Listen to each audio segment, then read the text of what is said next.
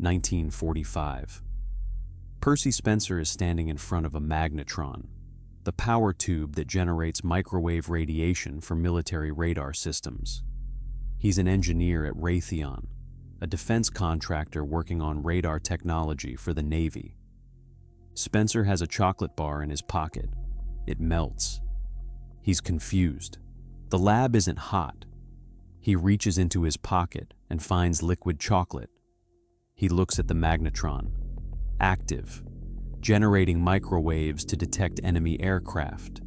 He tests it. He places popcorn kernels near the magnetron. They pop. He tries an egg. It explodes. He realizes what he's discovered. Microwave radiation cooks food. This is an accident. Spencer was not trying to revolutionize kitchens. He was trying to build better radar to detect Japanese aircraft before they could bomb American ships. Radar won the war in the Pacific, detecting enemy planes at distance, giving anti-aircraft gunners precious seconds to aim and fire. The magnetron was classified military technology.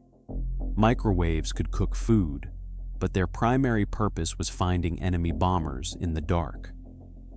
Raytheon files a patent for a microwave oven in 1945. The first commercial unit, called a radarange, is released in 1947. It's nearly 6 feet tall, weighs 750 pounds, costs $5,000, equivalent to $60,000 today. It requires water cooling and dedicated electrical circuits. Only restaurants and military facilities can afford them. It's a military technology that accidentally leaked into civilian life. But it's too expensive, too large, and too impractical for homes. That changes slowly. By 1967, countertop models exist, smaller, cheaper. By the 1970s, microwave ovens outsell gas ranges. By the 1990s, 90% of American households own one. The technology that detected enemy aircraft now reheats leftovers. The magnetron designed to win a war now makes popcorn. Same physics, different application. Your microwave oven is a piece of World War II radar technology sitting on your kitchen counter. Every time you press the button to heat coffee, you're using the same electromagnetic radiation that detected Japanese Zeros over the Pacific in 1944. The war ended.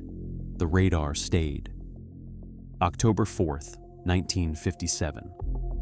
The Soviet Union launches Sputnik, a metal sphere the size of a beach ball, orbiting Earth every 96 minutes, broadcasting a radio signal that anyone with a shortwave receiver can hear. America panics. The Soviets just proved they can put a satellite in orbit, which means they can drop a nuclear warhead anywhere on American soil. Intercontinental ballistic missiles are no longer theoretical, they're operational. President Eisenhower creates ARPA, the Advanced Research Projects Agency, to prevent future technological surprises. The mission: ensure America is never again blindsided by enemy technology. One division focuses on a nightmare scenario. What happens to American military command and control after a nuclear strike? The problem is centralization. In 1960, all communication infrastructure runs through central switching stations. Telephone networks route calls through hubs. Military command runs through headquarters. Everything is hierarchical. One Soviet nuclear strike on a major switching center, and entire regions go dark. No phones, no communication, no way to coordinate a retaliatory strike. ARPA assigns the problem to Paul Baran, a researcher at Rand Corporation. His task: design a communication network that can survive nuclear war. Baran's solution is radical. Build a network with no center. Traditional networks are centralized or decentralized. They have hubs. If you destroy the hub, the network fails. Baran designs a distributed network. Every node is equal. Every node can route traffic. If one node gets destroyed, traffic routes around it automatically through surviving nodes. No single point of failure. He calls it packet switching. Instead of dedicating a circuit for the entire duration of a communication, like a phone call, break the message into small packets. Each packet finds its own route through the network independently. If one route is destroyed, packets take a different path. The message still gets through. The military doesn't understand it. A T&T actively opposes it. They control the phone network. They think packet switching is inefficient, wasteful, and technically impractical. They lobby against it. ARPA funds it anyway. 1969. 4 computers connect. UCLA, Stanford, UC Santa Barbara, University of Utah. The network is called ARPANET, Advanced Research Projects Agency Network. The first message sent, log in. The system crashes after 2 letters.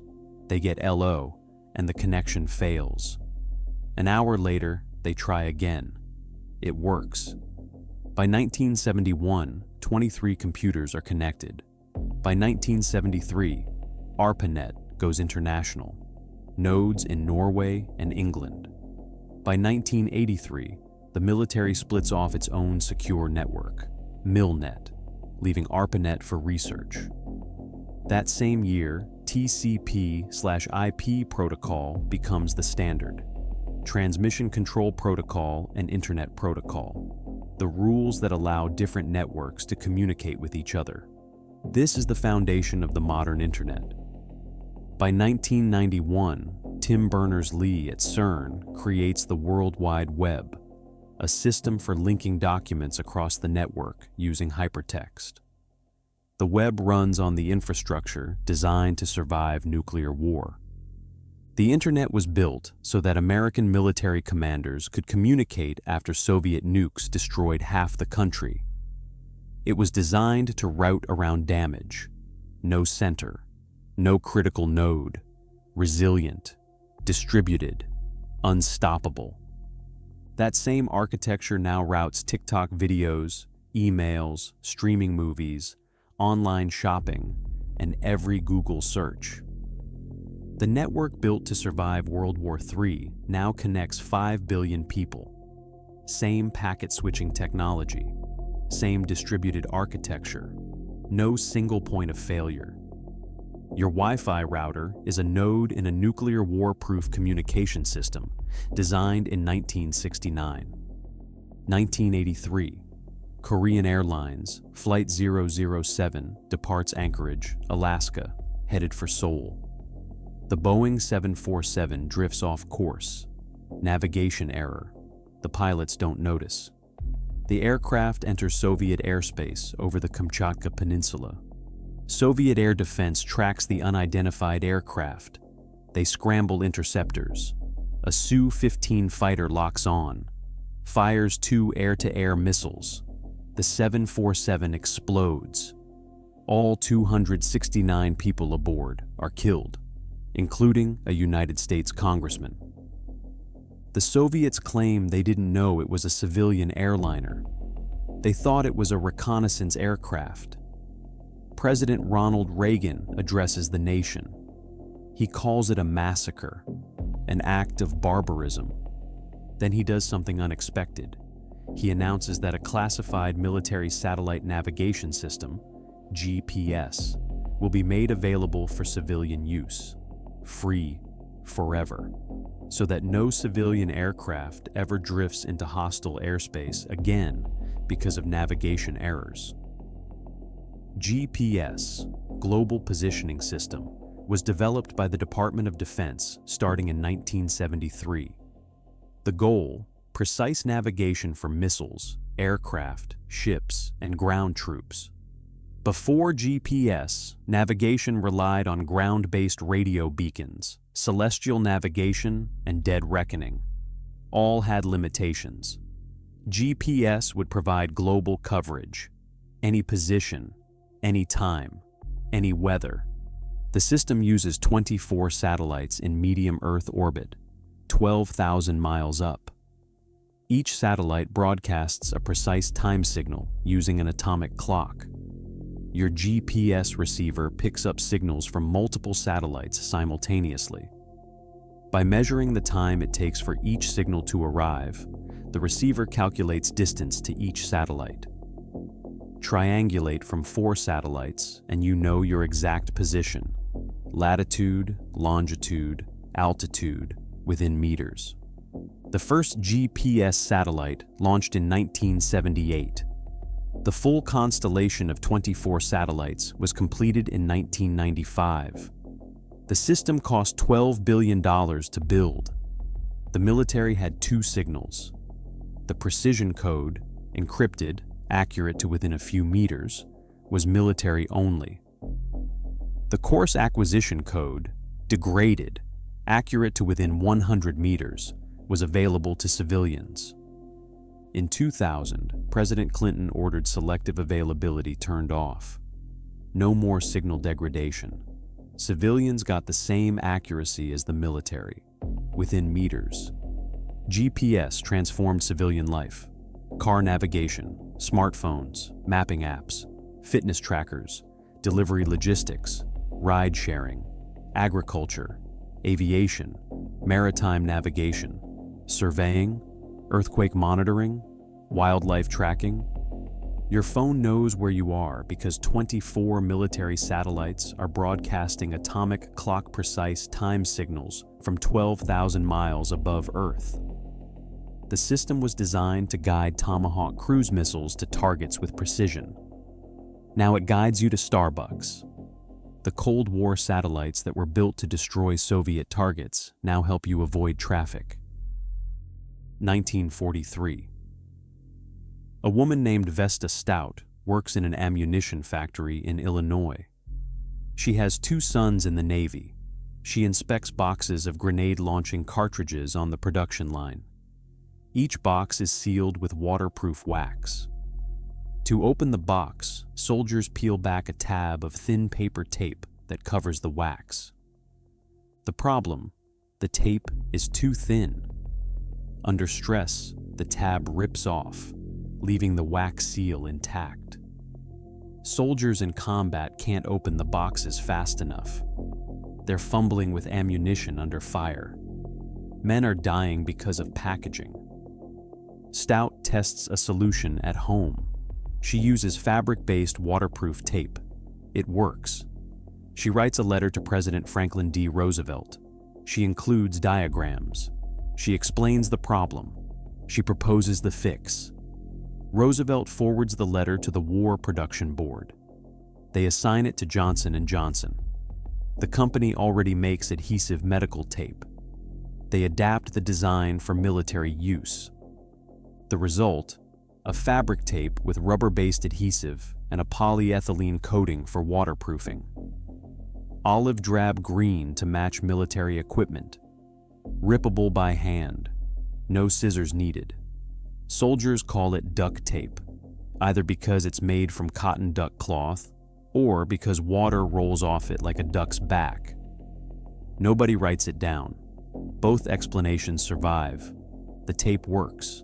Soldiers start using it for everything: sealing ammunition boxes, repairing jeeps, patching aircraft, temporary wound closure, fixing boots, waterproofing equipment.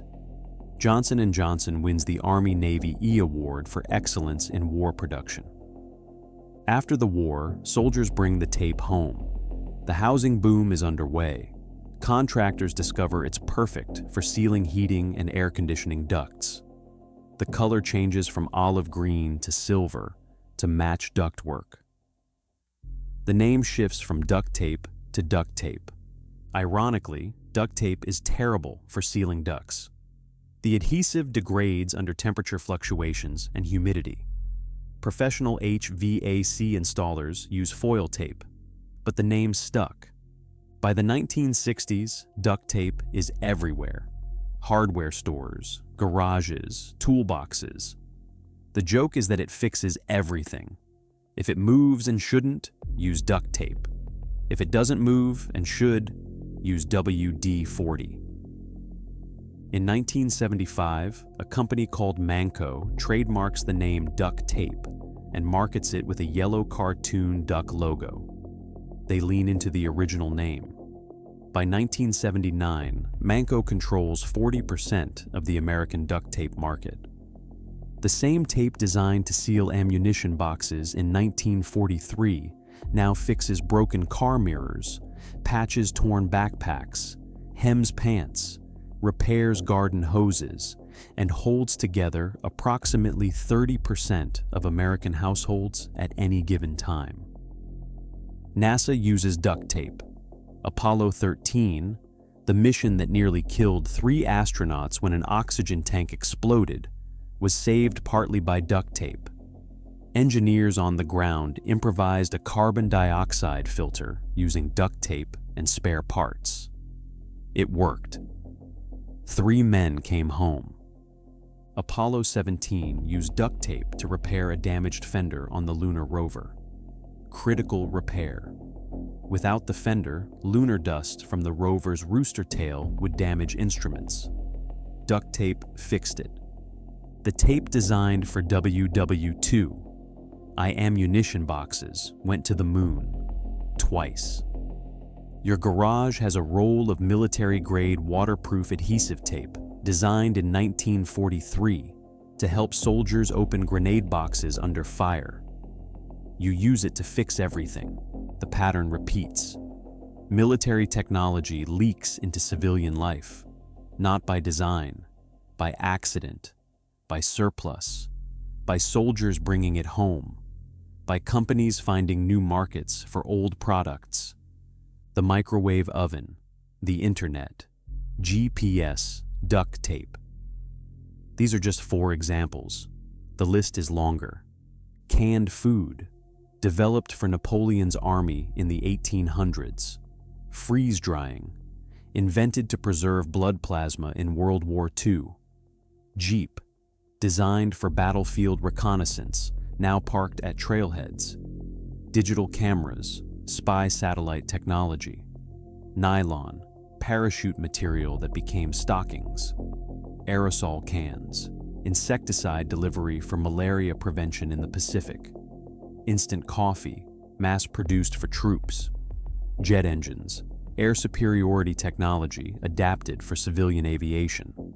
Computers, artillery calculators and code breakers that became personal devices. EpiPens, nerve agent auto-injectors repurposed for allergies. The Cold War militarized science. Billions of dollars flowed into defense research. DARPA, ARPA, Naval Research Lab, Air Force Research Lab, Army Research Lab, the Manhattan Project, the space race, the nuclear arms race. The goal was never to improve civilian life. The goal was to win wars, build better weapons, detect enemy missiles, navigate battlefields, survive nuclear strikes, communicate after attacks, protect soldiers. But the technology didn't stay contained. It couldn't. Soldiers came home. Defense contractors needed peacetime revenue. Patents expired. Researchers published. Universities spun off companies. The technology diffused. The microwave oven wasn't designed to heat your dinner. It was designed to detect bombers. But Raytheon needed revenue after World War II ended, so they commercialized it. The internet wasn't designed for social media. It was designed so nuclear war wouldn't destroy American command and control. But ARPA researchers were academics. They shared. The network grew. The protocols became public. The web emerged. GPS wasn't designed for Google Maps. It was designed to guide cruise missiles. But Reagan opened it to civilians after Flight 007, and suddenly everyone had global positioning. Duct tape wasn't designed for home repair. It was designed to save soldiers' lives. But Johnson & Johnson saw a market, and soldiers brought it home, and it became ubiquitous. This is the paradox. The Pentagon spent decades and trillions of dollars preparing to fight World War III. The war never happened, but the technology remained. It leaked. It spread. It became the foundation of the modern economy. Your kitchen, your phone, your car, your garage. All of it traces back to military research designed to kill people more efficiently or survive being killed. The Cold War ended in 1991. The Soviet Union collapsed. The existential threat disappeared, but the technology stayed. It's in your home right now. The microwave, the Wi-Fi router, the phone with GPS, the roll of duct tape in the drawer. The tools built to fight a war that never happened became the tools you use daily. That's the accident. The Pentagon built the future trying to survive the apocalypse.